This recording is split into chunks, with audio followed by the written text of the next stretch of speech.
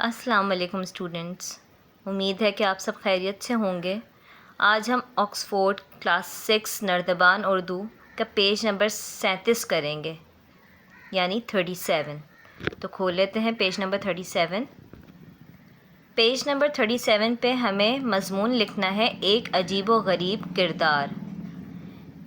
ٹھیک ہے، ہمارے پاس یہاں پہ کچھ ہنٹس دیے گئے ہیں، جس میں نام، عمر، حلیہ، مزاج، پہلی بار سامنا، معمول، عادات، رہن سہن، عجیب و غریب باتیں۔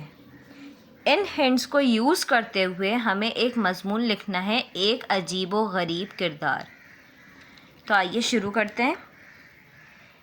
کبھی کبھار ہماری ملاقات ایسے لوگوں سے ہوتی ہے جو ہمارے ذہن پر نقش ہو جاتے ہیں۔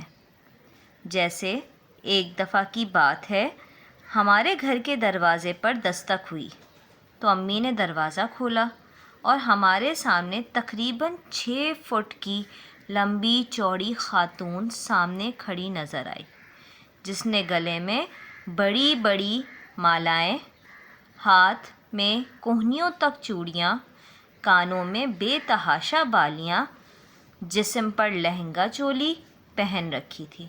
ٹھیک ہے، ابھی ہم نے اس کا نام ظاہر نہیں کیا، ہم نے صرف اس کا حلیہ بتایا ہے کہ وہ کس طرح سے ہمارے سامنے آئی تھی۔ ٹھیک ہے، لیکن پاؤں بالکل خالی، نہ کوئی چپل نہ کوئی جوتا۔ اس نے امی سے پانی مانگا تو امی اس کو اندر لے آئیں۔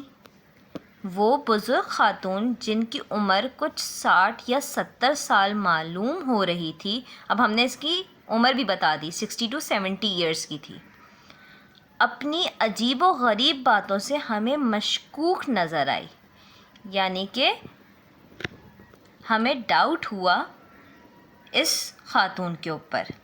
میں نے فوری طور پر اپنے پڑوس میں موجود پولیس انکل کو خبردار کر دیا، یعنی کہ انہیں انفارم کر دیا، انہیں بتا دیا، اور امی کو بھی چوکنا رہنے کی تاکید کی، ہوشیار رہنے کی تاکید کی۔ چوکنا یعنی ہوشیار رہنا۔